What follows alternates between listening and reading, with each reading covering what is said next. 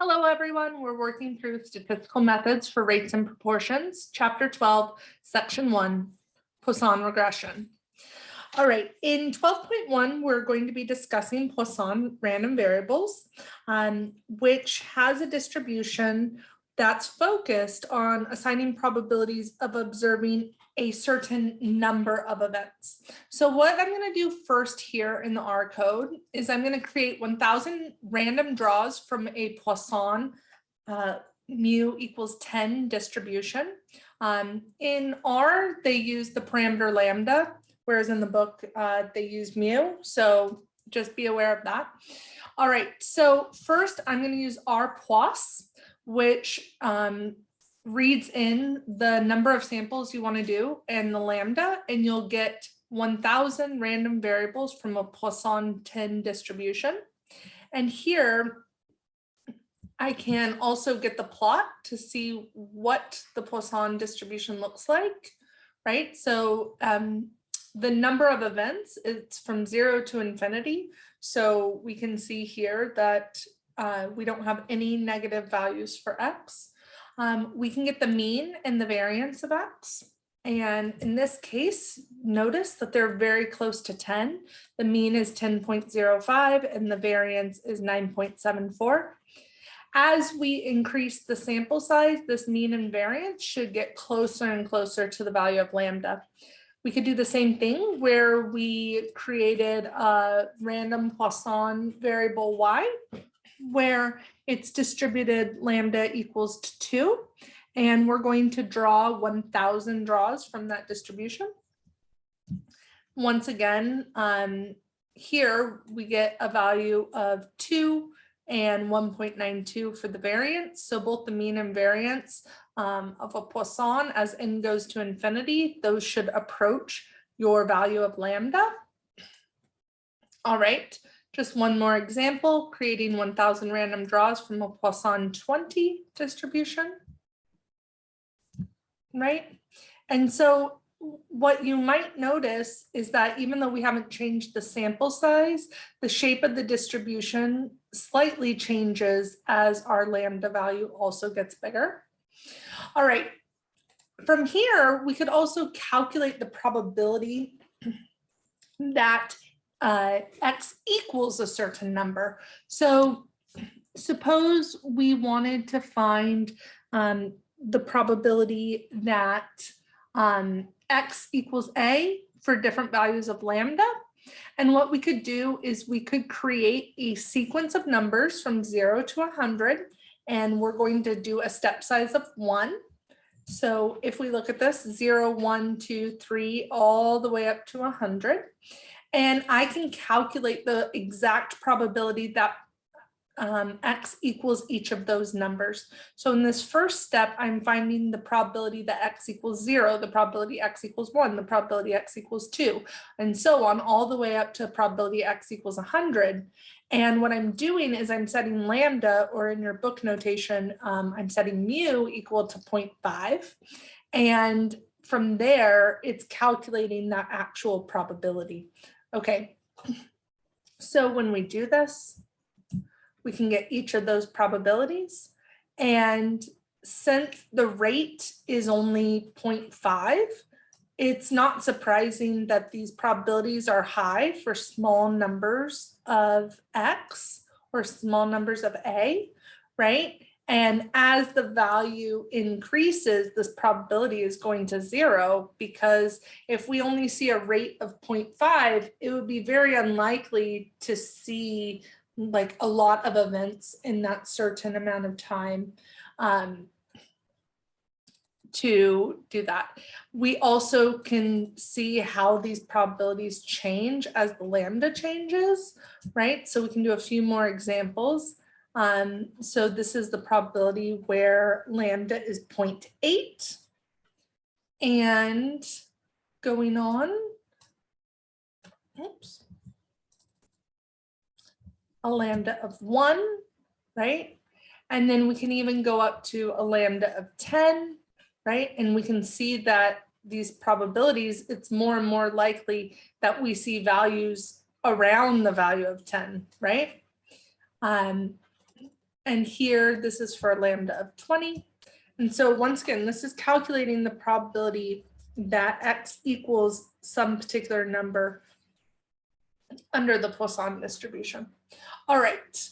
So one thing that we want to note, and this is in equation 12.2 in our book, is that the probability that Y is less than or equal to A, right? So this is the cumulative distribution under a Poisson, is equal to the probability of a chi-square with 2 times the quantity of A plus 1 degrees of freedom is greater than or equal to 2 times mu. So this is the equation 12.2. And we're going to talk about comparing these two things. So we can use P Poisson, just like we use P norm or PT or P chi-square. But since we have a Poisson distribution, we're just using P Poisson. And we're going to give it the value of A at lambda equals 0.5, right? Because this is giving us that cumulative distribution.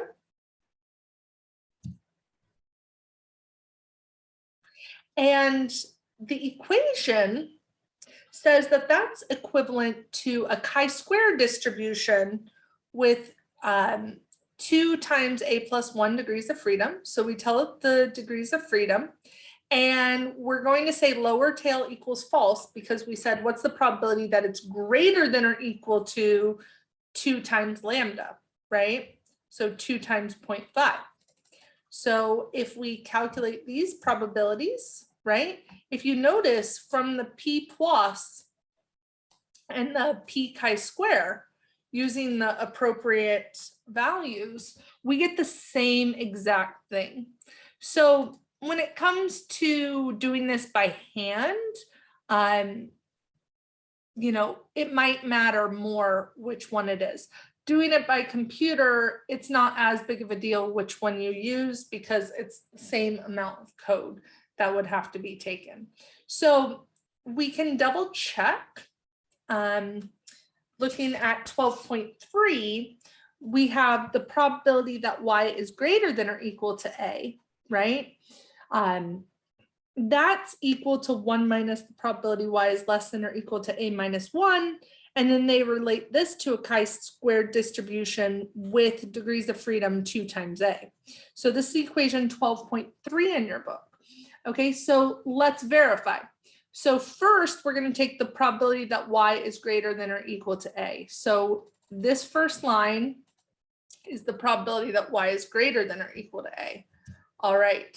So we get 0.3935, 0.0902, 0.0144, 0.0018. All right.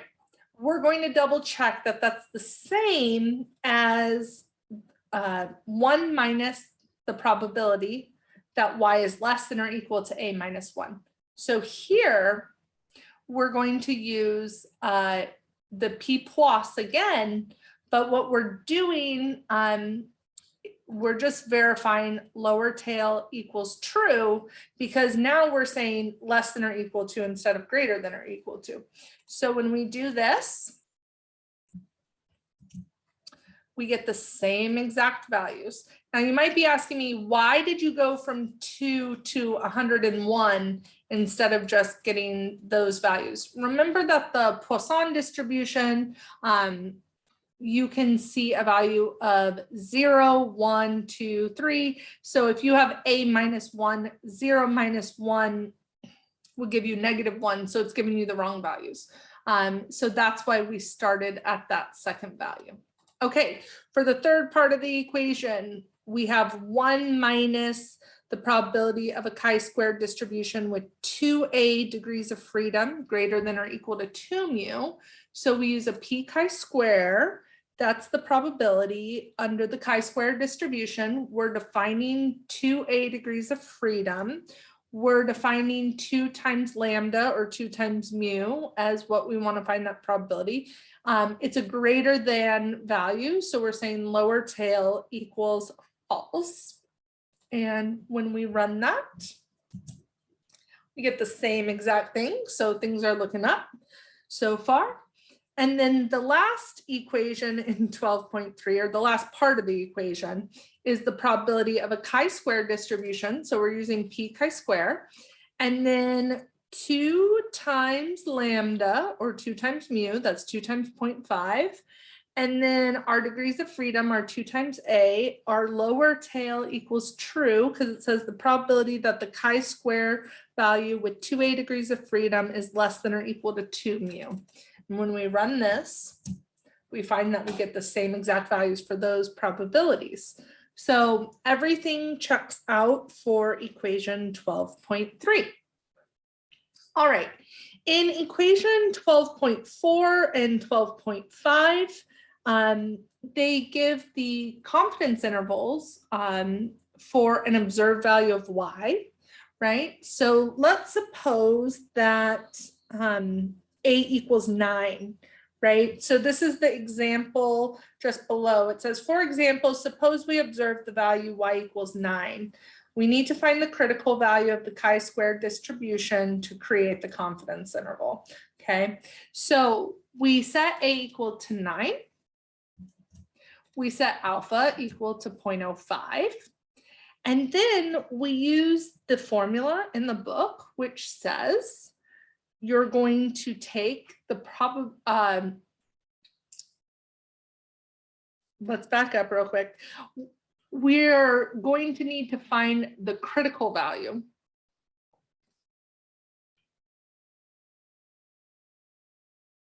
So what we need to do here is we get this q chi-square, because this is the critical value that's needed associated with the upper bound and lower bound of the confidence interval that will give us the values that we need. It's directly under equation 12.4 and 12.5, right? So for the upper limit, we're taking 1/2 times the critical value, where we have 2 times a plus 1 degrees of freedom and alpha over 2 in the upper tail, right? And then what we have for the lower limit is 1/2 times the critical value, where we're going to put 2 times a degrees of freedom. And we want 0.975 to the left. That's the same as doing alpha over 2, where the lower tail equals true, right? So either way, if we did 1 minus alpha over 2, that's going to give us our 0.975, and we could do that. So we get our values of 4.11 and 17.08. Now, if we wanted to verify that what we said before is true, right, we could keep this alpha over 2 and say lower tail equals true. Or we could do 1 minus alpha over 2, lower tail equals false. These two values should be exactly the same, 4.115373 and 4.115373. So it's really up to you how you prefer to code to be able to get the correct critical value. But either way, we get the 95% confidence interval for an observed value. So we observe a 9 and we say, what is the confidence interval based on that observation of 9? We get that our confidence interval goes from 4.1 to 17.1, right? Overall, we could also say that we observed a count of 9 over 10 independent observations, right? So we can get the exact confidence interval for 10 mu, right? So let's set n equal to 10, right? And then our confidence interval would become 0.411 to 1.71. All right. But essentially we could say, well, we don't need to use the exact confidence interval for 10 mu.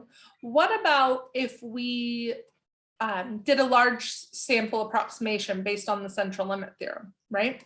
So we could think about y bar n being 9 divided by 10, right?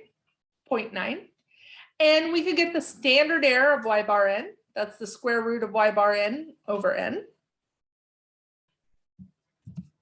Get a value of 0.3.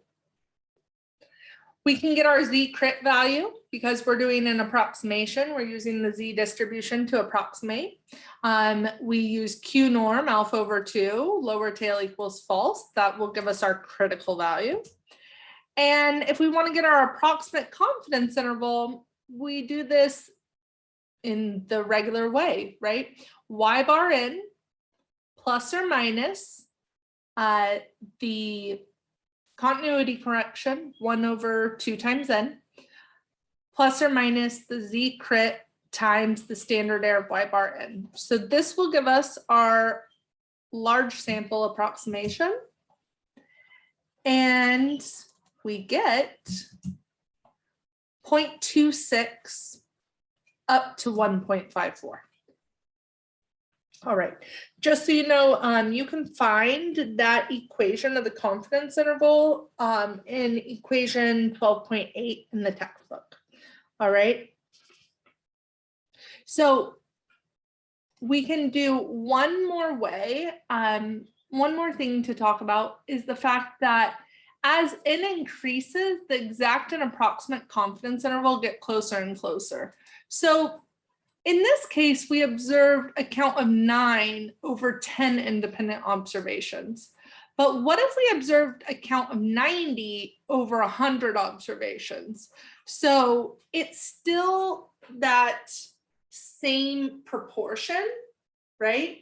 9 out of 10, 90%, and 90 out of 100 is still 90%. But now we've had more observations. So what we're going to do is we're going to calculate the exact confidence intervals again. Okay.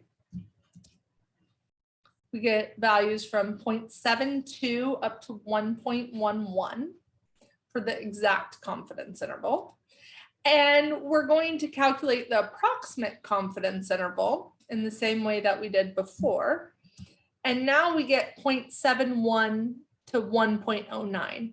So you can see that since we saw 90 out of 100 independent Poisson random variables, right? We observed a count of 90 over these 100 independent draws. Then our approximation is going to be much, much closer to the exact confidence interval. Whereas before we observed a count of 9 over 10 independent Poisson random variables, then our exact and our approximate confidence intervals were further spread apart.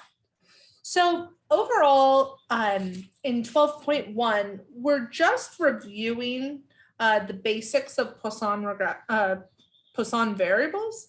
And in the next section, we're going to move on to Poisson regression. So I hope you learned something today, and I'll see you next time.